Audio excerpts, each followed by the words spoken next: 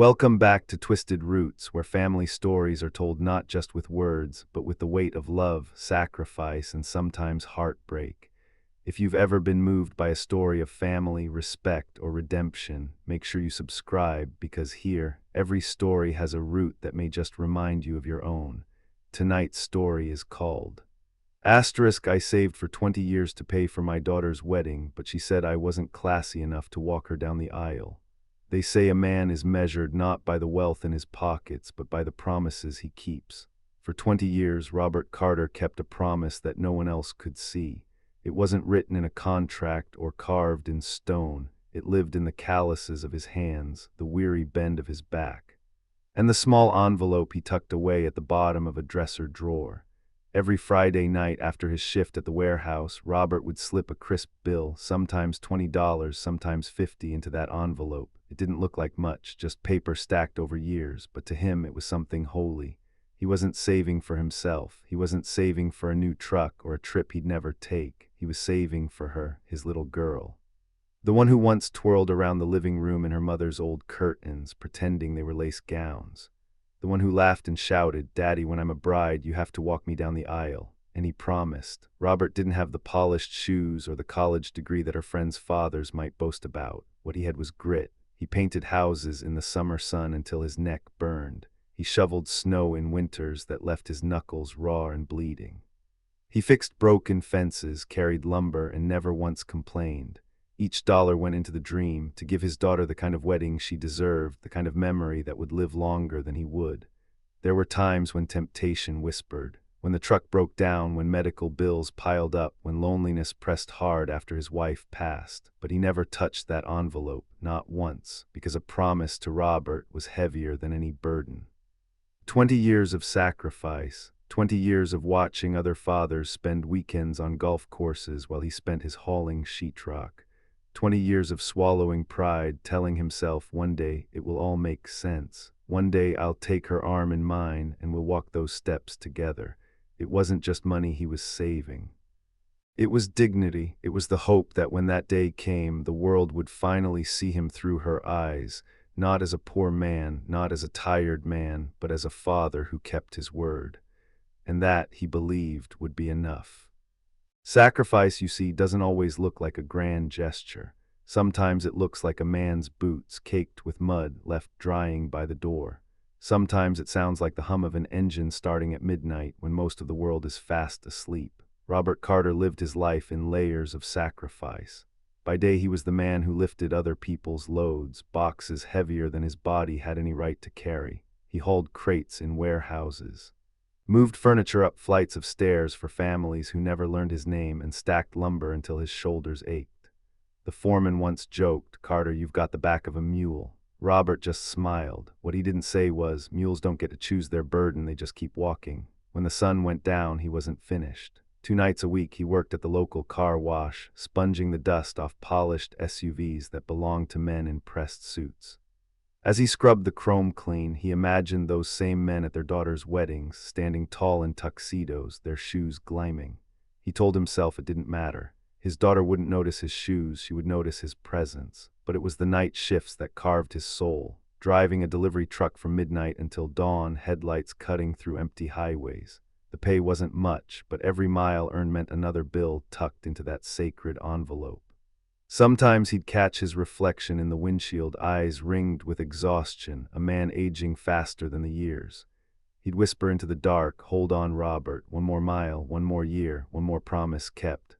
While others bought new winter coats, he patched his old one with duct tape.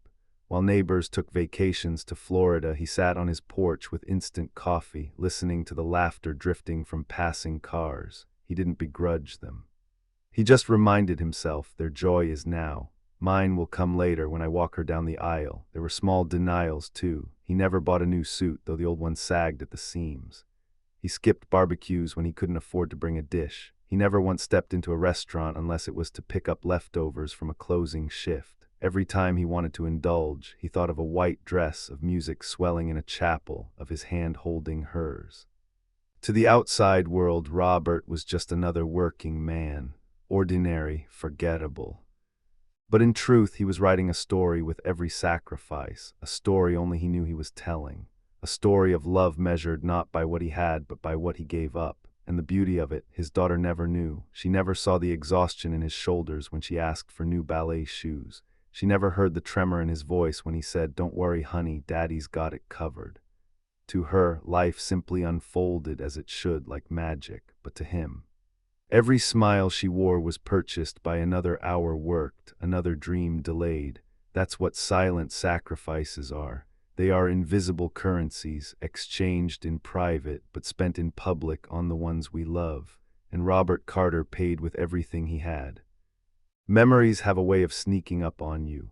One moment you're standing in the present, shoulders heavy with years of work, and the next, a single sound or smell pulls you back to a time when life was simpler and lighter. For Robert, those memories came most often in the quiet hours. The smell of chalk dust on his jacket would remind him of mornings walking his little girl to school. Her hand, small and sticky from syrup-soaked pancakes, clinging to his. She used to skip beside him. Her backpack bouncing, her pigtails flying like little flags of joy. "Daddy," she once asked, "when I grow up, will you still walk me to school?" Robert had laughed. "Honey, by then you'll be running away from me." But she shook her head, serious. "Then promise you'll walk me when I wear my wedding dress." The words stuck to his heart like glue. He bent down, looked her in the eyes, and said softly, "When you wear that dress, sweetheart, I'll be right there. I'll walk you every step of the way." And she believed him, because children always believe their fathers. There were other moments, too. One Christmas, when money was tight and he couldn't afford the dollhouse she wanted, he improvised. He went to a thrift store and found a curtain of white lace. With a pair of old scissors, he fashioned it into a wedding gown for her playtime. She slipped it on, too big for her tiny frame, and twirled around the living room, giggling. "Look, Daddy, I'm a bride." He clapped like she was on stage at Broadway. "The most beautiful bride I've ever seen." Then she pressed a plastic tiara on her head and shouted, "Don't forget, you have to walk me down the aisle." Robert knelt, offered his arm, and together they walked between the couch and the kitchen table, her bare feet pattering against the floor, her laughter filling every corner of the house. He remembered thinking, if this is the rehearsal, the real day will be magic. Those were the days when promises were easy, when love was simple, when all a father needed to give was his time, his imagination, and a smile that told his little girl she was the center of the universe. And maybe that's why the ache of later years cut so deep, because those warm, innocent memories stood as proof. Proof of a bond forged long before money, long before appearances, long before the world whispered words like classy enough. Back then, it was just a father and his daughter, and a promise. Every father knows the moment will come, the day when his little girl brings home someone new. The man who might take her hand for good. Robert had thought about it often, mostly in passing, sometimes with dread. Will I measure up in his eyes? Will he love her the way I do? When Andrew, tall, polished, confident, first walked through the front door, Robert felt a twist in his chest. The young man's handshake was firm, his suit neatly pressed, his shoes spotless. He carried himself with the ease of someone who'd never worried about an overdue light bill, someone who'd never gone home with his back sore from hauling crates. Robert wiped his hands on his worn jeans and extended his arm. "Nice to meet you, son." Andrew smiled politely, but his eyes darted around the modest living room, the faded curtains, the old recliner patched with tape, the stack of mail Robert had tried to hide under a magazine. For a brief second, Robert felt smaller than the man standing before him. His daughter, glowing, clutched Andrew's arm like she was already picturing the walk down the aisle. "Dad, isn't he wonderful?" she said, her voice dancing with pride. Robert nodded. "He seems like a good man." Inside, though, a quiet worry stirred, not because of Andrew himself. He seemed decent enough, but because of the difference, the gap. The invisible line drawn between a man who saved pennies and a man who had never needed to. Still, Robert played the gracious father. He poured coffee, listened intently as Andrew spoke about his career, his travels, the high-rise apartment downtown. Robert smiled through it all, though he had never stepped foot on a plane, never seen the ocean except on television. That night after they left, Robert lingered in the kitchen, staring at the 2 empty cups on the counter.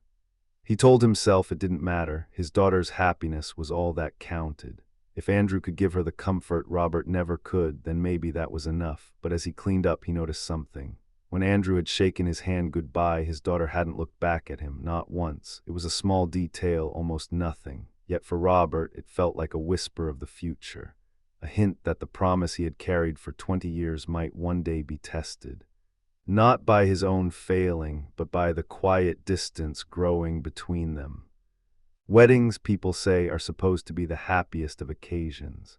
A union of two families, a celebration of love. But for Robert Carter, it was also a transaction, a slow, painful draining of 20 years of sacrifice. He had dreamed of this day for so long that he never once questioned it. When his daughter showed him the brochure for the grand ballroom at the Belmont estate, with its marble floors and chandeliers that sparkled like frozen stars, he simply nodded. "Whatever makes you happy, sweetheart." The number at the bottom of the page made his stomach tighten, but he signed the deposit check anyway. The florist quoted him for 2,000 roses flown in from South America. Robert thought of the rose bushes he once tended in his backyard, the ones that had wilted when he started working nights and no longer had time to water them. Still, he smiled, pulled out his checkbook, and paid the bill. The gown, $12,000. Custom-made, the cake stacked higher than he could reach without a ladder. The band, the photographer, the string quartet, every expense stacked on the next like bricks in a wall, and Robert laid each one carefully, silently, without complaint. Sometimes, late at night, he'd sit at the kitchen table, receipts spread before him like fallen leaves. His hands trembled as he added the numbers, watching the balance in his account sink lower and lower. This was the money he had once considered his lifeline, the safety net for old age. Now it was gone, transformed into flowers, fabric, and feasts. And yet, when he saw his daughter's face light up at each fitting, each tasting, each tour of the venue, Robert felt something swell inside him. Pride. He told himself, "This is why I worked those nights. This is why I patched my coat instead of buying a new one. This is why I stayed when others might have given up. For this smile. For this moment." But pride, no matter how pure, doesn't erase exhaustion. His back ached worse than ever. His hands cracked and bled from long shifts. And in the mirror, the man staring back at him looked older than his years, lined with fatigue, shoulders hunched from carrying the weight of promises too heavy for one man. Still, he pressed on, because that's what fathers do. They build the dream even if it breaks them. Robert never once asked himself whether anyone noticed. Whether his daughter realized that the wedding of her dreams was bought not by magic, not by chance, but by the quiet ruin of her father's body and his future. And if she didn't notice, well, Robert told himself, maybe that was the point. Maybe the best sacrifices are the ones invisible to everyone but God. It began with looks, small, quick glances that lasted only a second but cut deeper than words ever could. At the engagement dinner, Robert wore his best suit, the same one he had carefully pressed for church services and the occasional funeral. The fabric was worn thin at the elbows, but he stood tall, hoping his pride would hide the fraying seams. Across the table, Andrew's mother raised an eyebrow, then lowered it with a practiced smile. His father, in a tailored jacket, asked polite questions about Robert's work. "You still driving trucks?" he said, the words still carrying a weight heavier than any box Robert had ever lifted. "Yes, sir," Robert answered. His voice was steady, but inside, a small part of him shrank. They nodded the way people nod when they've already decided what to think. And though no one said it outright, Robert could feel it, the invisible divide between their world and his. Later that evening, as champagne glasses clinked and laughter rolled through the room, Robert caught his daughter's expression. She was smiling, radiant, but her smile wasn't turned toward him. It was toward them, the polished family with manicured hands and country club memberships. For the first time in his life, Robert wondered if his daughter was embarrassed by him. It was subtle at first. She hesitated when introducing him. She corrected his grammar once, gently, almost playfully. She asked him not to tell his old truck stories at the rehearsal dinner. "Dad," she whispered, "I just want everything to feel elegant." He nodded, swallowing hard. Of course she wanted elegance. Of course she deserved it. Hadn't he worked 2 decades to give her that very thing? And yet when he lay in bed that night, staring at the ceiling fan spin its slow, tired circles, a thought haunted him. In her new world, maybe there was no place left for me. The pride he had felt when signing checks began to tangle with shame. Each dollar he'd spent bought not just roses and gowns, but also a growing distance between father and daughter. Robert had built her a dream, but now, standing in its shadow, he began to wonder if he had built a wall between them instead.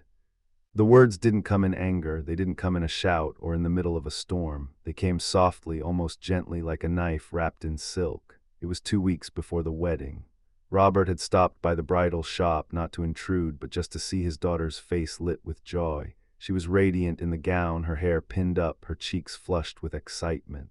For a moment, he forgot the aching in his back, the thinning of his wallet.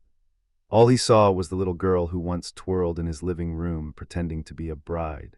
"Sweetheart," he said, his voice low with pride, "I can't wait to walk you down that aisle." The room grew still. His daughter glanced toward Andrew's mother, who stood nearby, lips pursed as if holding back disapproval. Then she looked at Robert, and she hesitated. "Dad," she began, choosing each word carefully, I've been thinking." He smiled, waiting. "I love you. And you know how much you mean to me." But her voice faltered. "This wedding, it's very formal, very elegant," and she took a breath.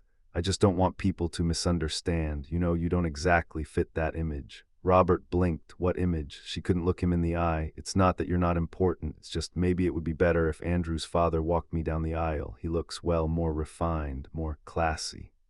Word landed like a blow. Classy. Robert stood there, his hands suddenly too heavy to hold. For a moment he didn't breathe. In his mind flashed 20 years, the night shifts, the patched coats, the envelope of bills he'd guarded like treasure. All of it emptied out into her dream, and now here she was telling him he wasn't polished enough to be part of it. He forced a smile, the kind fathers wear when they don't want their children to see the wound.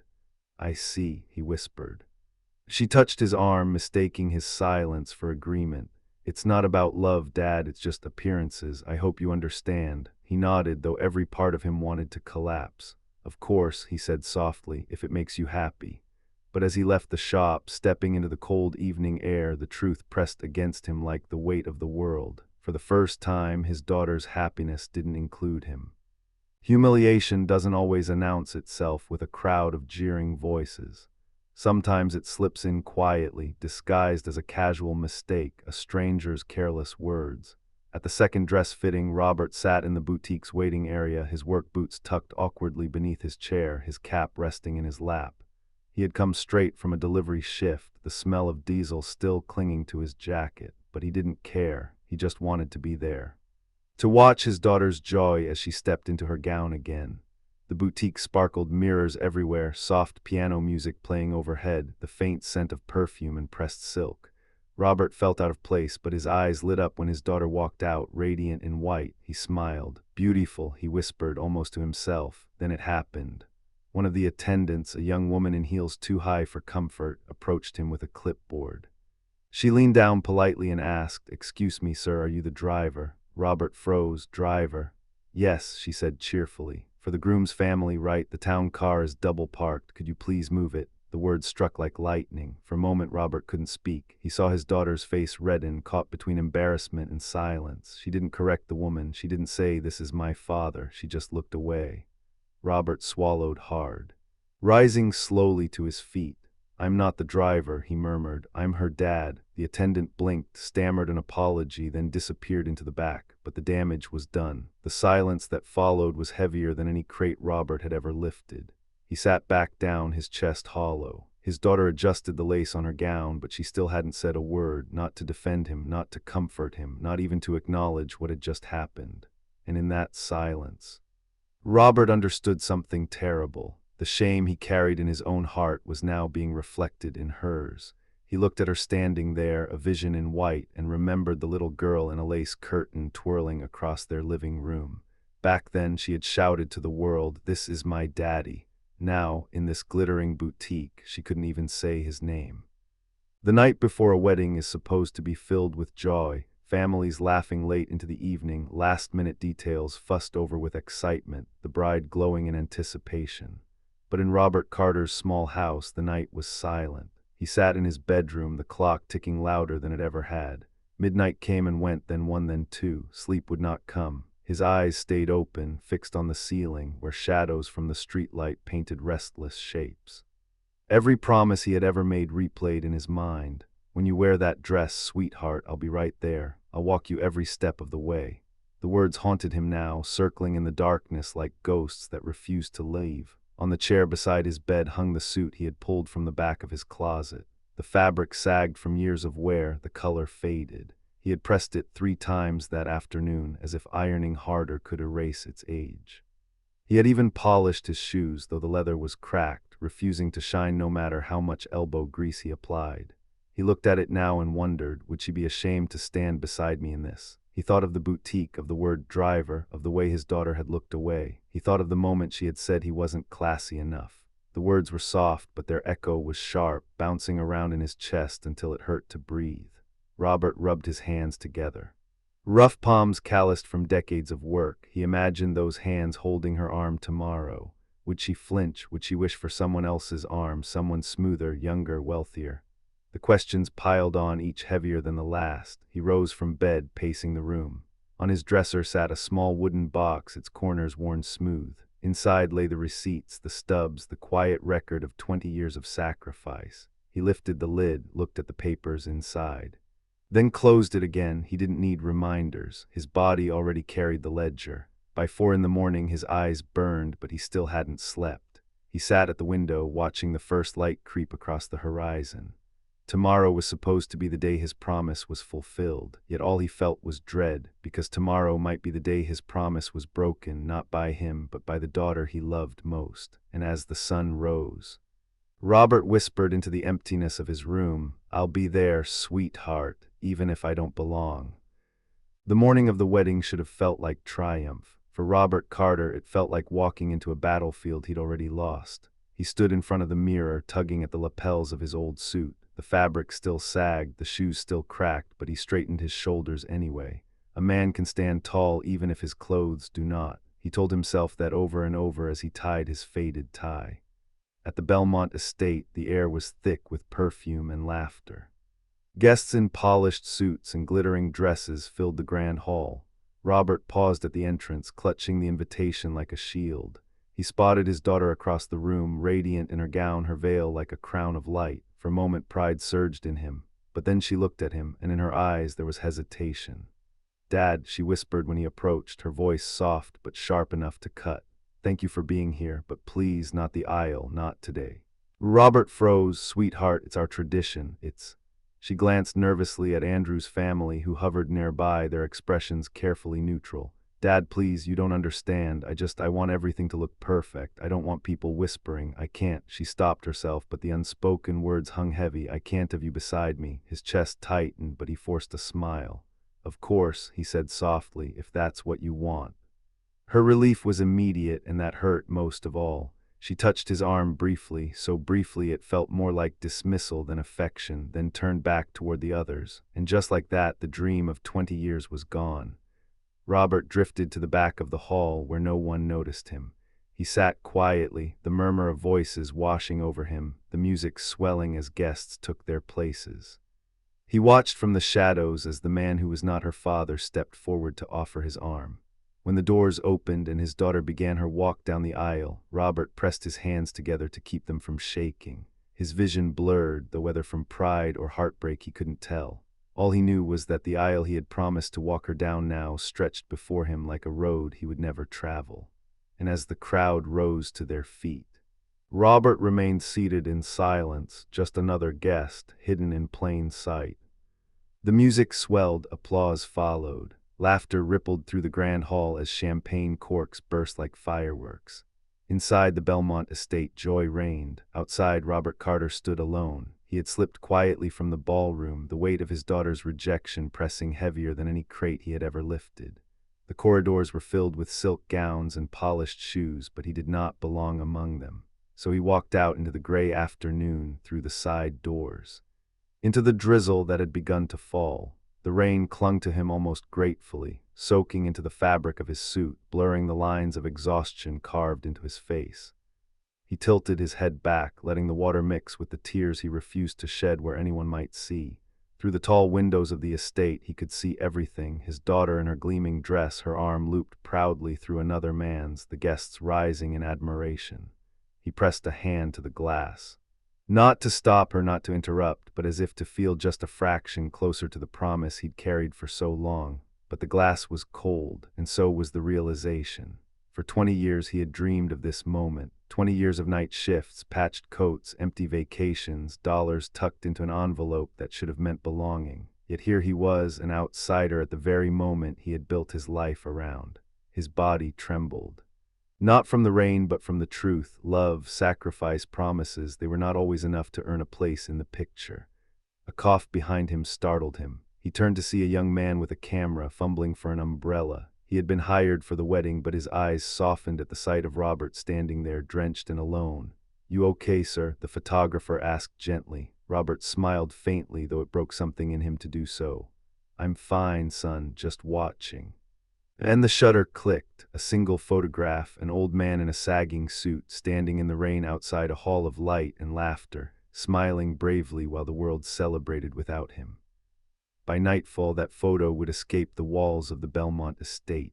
By dawn, it would travel across phones and screens, whispered about, argued over, shared a million times. People would see not just a man left in the rain, but a father, every father, whose sacrifices too often went unseen until it was too late. But for now, Robert knew none of that. He only knew the rain, the glass, and the silence of a promise unfulfilled. By the time the wedding band played its final song, Robert was already gone. He drove home in silence, his suit damp against the cracked leather seat, his reflection in the windshield blurred by streaks of rain.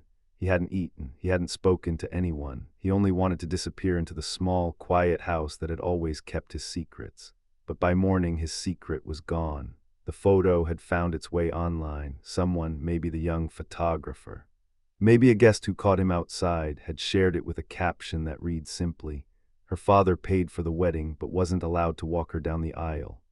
The image spread like fire on dry grass. Twitter, Facebook, Instagram. Within hours, it was everywhere. The man in the sagging suit, rain pouring off his shoulders, watching through the glass with a smile that hurt to look at. People didn't see just Robert Carter. They saw their own fathers, their own sacrifices, their own guilt.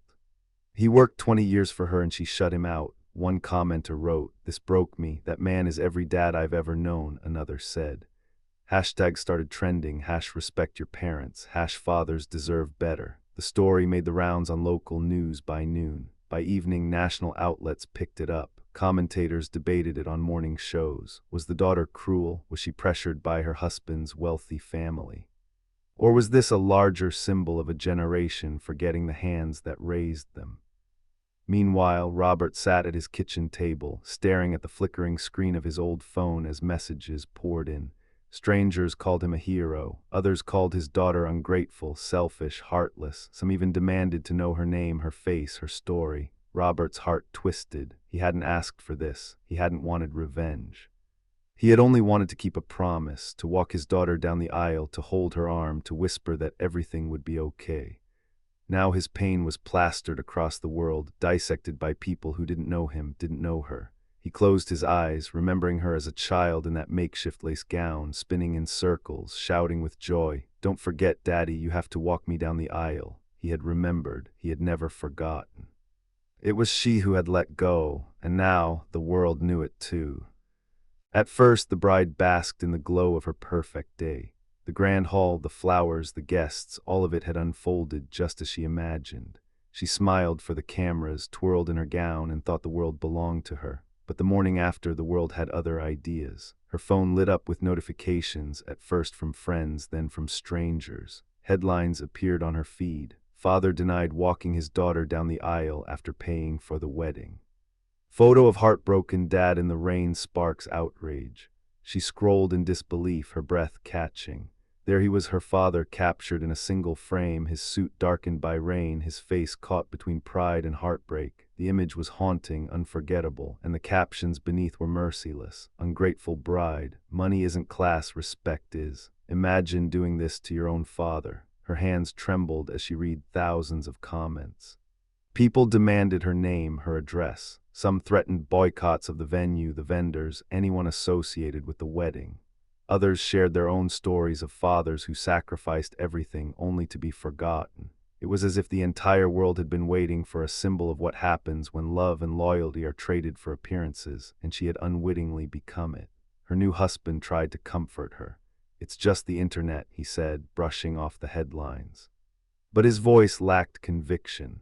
His own parents, usually so composed, had retreated into uneasy silence. Even they seemed rattled by the tidal wave of public opinion.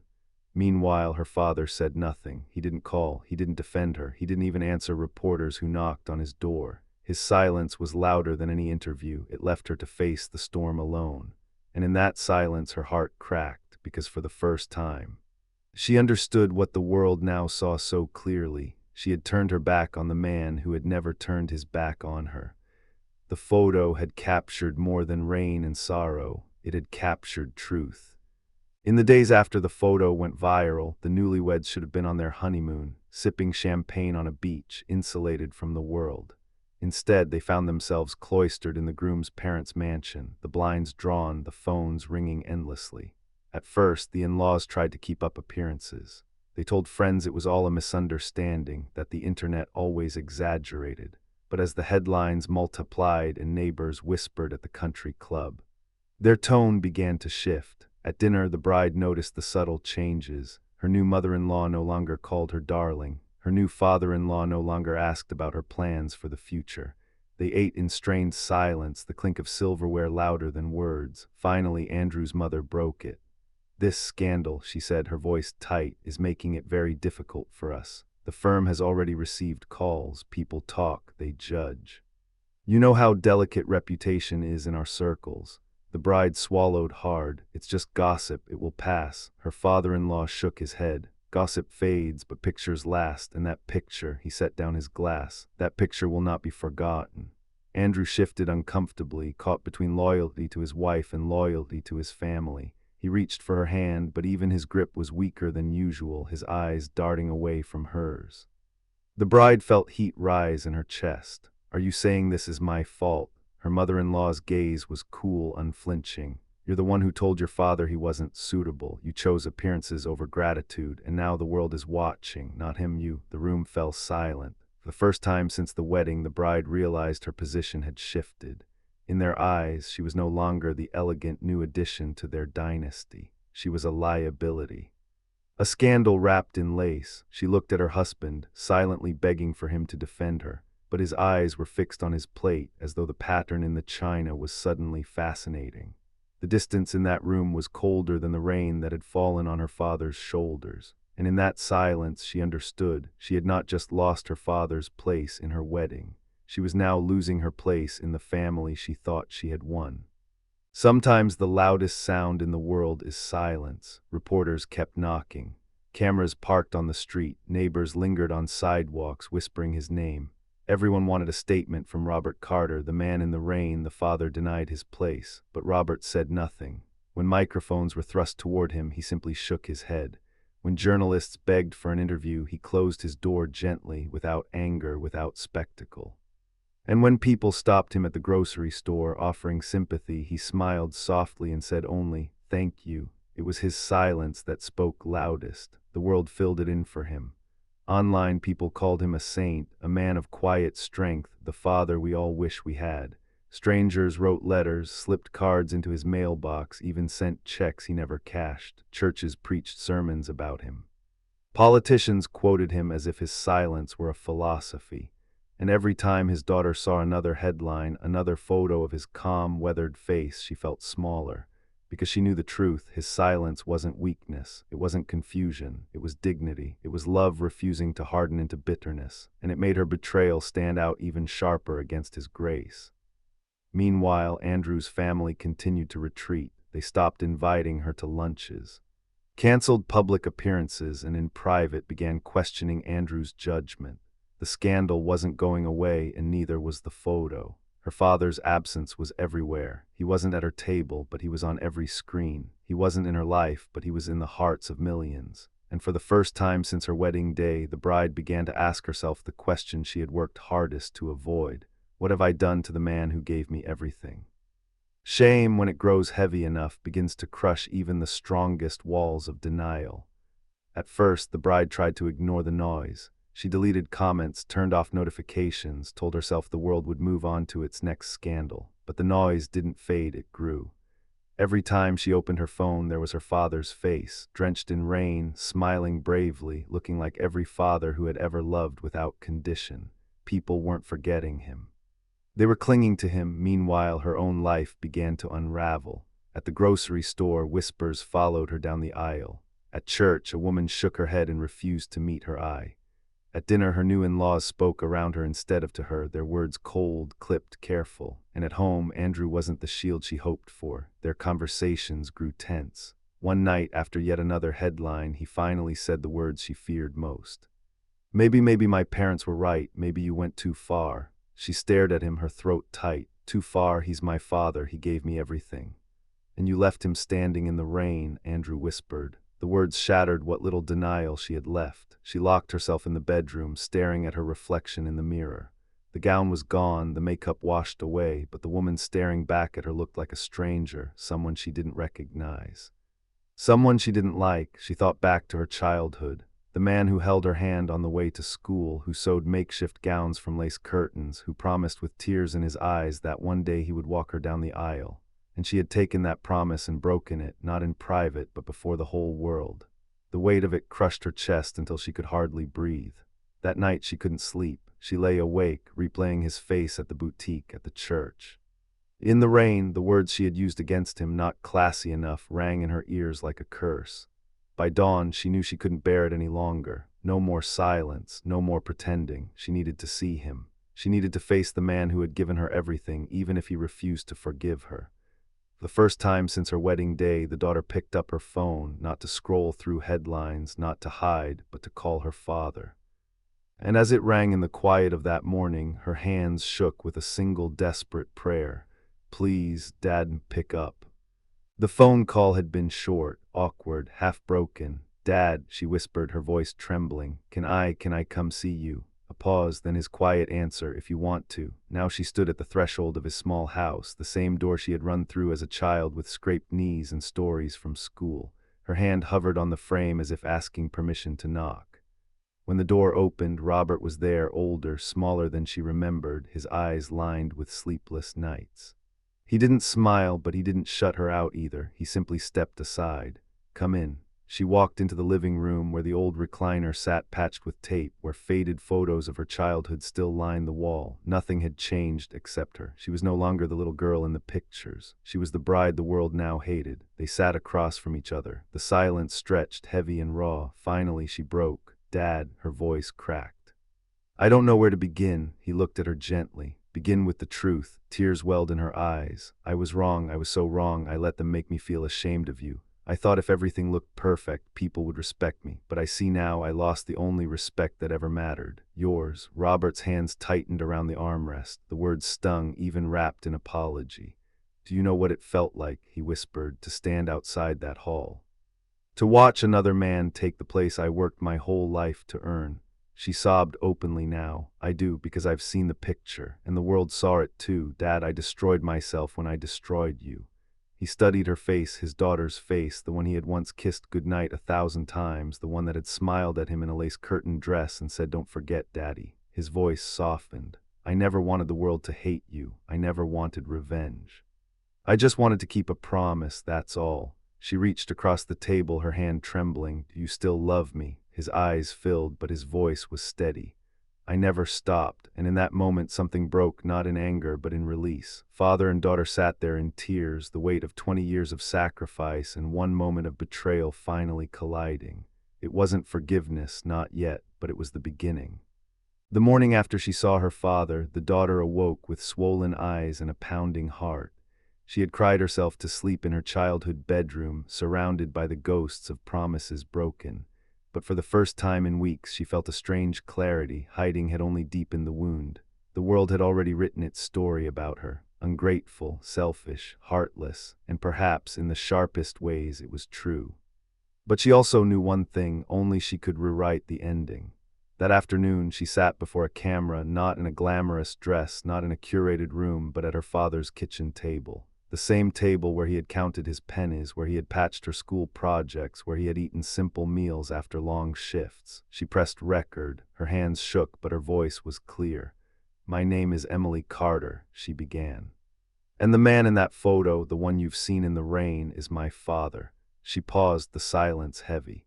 "Everything you've read is true. He worked for 20 years to give me the wedding of my dreams, and when the time came, I told him he wasn't classy enough to walk me down the aisle." Her throat tightened, but she pushed through.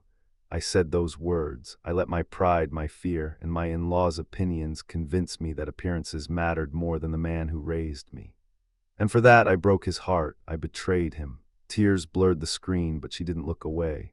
I can't take back what I did. I can't erase the rain or the shame or the look in his eyes when I turned away, but I can tell the truth. I can tell you that my father is the greatest man I know, that he gave everything for me, and I forgot it until the world reminded me. She reached for her father's hand just off camera, and when he clasped it, the world watching would later swear they felt it too. Her final words were simple. If you still believe I'm unworthy, you're right. But if you take anything from this story, let it be this. Never be too proud to honor the ones who gave you everything. I forgot. I pray you don't. When she stopped the recording, the silence in the room was profound. Her father sat beside her, quiet as always, but in his eyes was something she hadn't seen in years. Not pride, not yet, but hope. Confession, when spoken aloud, has a way of cutting through noise. By nightfall, Emily's video had spread almost as far and as fast as the photograph. News anchors played it in full, pausing to dissect her trembling words. Talk shows debated whether she was sincere or simply desperate. Strangers shared it online with captions like, "Finally, she admits it. She owned her mistake. That takes courage. Maybe we judged too quickly. Haven't we all put pride before love?" The anger didn't vanish. There were still voices calling her selfish, still comments too cruel to read. But woven between them was something new, forgiveness. People recognized themselves in her weakness, the times they too had chased approval, ignored sacrifice, or taken love for granted. For the first time since the scandal broke, the narrative shifted. Instead of just the father in the rain, the world began to speak of the daughter who came back. Reporters sought out Robert again, asking what he thought of her confession. He only shook his head, that same quiet strength in his silence. But this time the silence felt different, not like absence, but like patience, as though he were waiting not for the world's judgment, but for his daughter's actions to prove her words. In their small town, something unexpected happened. Neighbors stopped glaring at Emily and began speaking gently instead. Elderly woman from church pressed her hand and whispered, "We all lose our way sometimes, dear. What matters is that you found it again." Emily wept at those words, because for the first time she felt a door had cracked open, not all the way, not enough to erase the past, but enough to let in light. And beside her, her father said nothing. He didn't need to. His hand on hers was steady, unshaken. The world might debate, forgive, or condemn, but in that kitchen, at that table, the only response that truly mattered was the quiet presence of the man she had once called not enough. It wasn't at a church. It wasn't under chandeliers or in front of 300 guests. It was on a quiet Sunday morning in the little park 2 streets over from Robert Carter's house. Emily stood beside her father, her hands twisting nervously, the air cool with the scent of dew. "Dad," she whispered, "I can't give you back what I took from you, but maybe I can give us something instead." She held out her arm. "Walk me, not as a bride, just as your daughter." Robert looked at her, his weathered face softening. For a moment he said nothing. Then he nodded, slipped his arm through hers, and together they began to walk down the narrow path lined with oak trees. It wasn't an aisle, but in some ways it was more. There was no orchestra, only birdsong. No guests, only the leaves watching in silence. No gown, only a simple dress. And yet in that walk both of them felt what had been missing, belonging, halfway down the path. Emily's tears fell freely. "Dad, I thought I needed the world to respect me, but the only respect I ever needed was yours." Robert's voice was low, steady. "Respect is never bought, Emily. It's earned in sacrifice, in love, in keeping your word. You forgot for a while, but you remembered. That's what matters." When they reached the end of the path, Robert stopped. He kissed her forehead like he had when she was a child and whispered, "This time I kept my promise. I walked you." Emily closed her eyes, clinging to him, and for the first time since the photo, the ache in Robert's chest eased. Because sometimes the best walks aren't the ones the world applauds. They are the ones no one sees except a father, a daughter, and the promise between them. Before we end, let me ask you this. Have you ever seen a parent's sacrifice go unnoticed? Or maybe you've been the parent who gave everything in silence. Share your story in the comments, because every voice here matters and every story deserves to be heard. And if this story touched you, consider subscribing to Twisted Roots. This is where we honor family, the love, the heartbreak, and the lessons we carry for life. Until next time, may you hold close the ones who walked beside you when no one else did.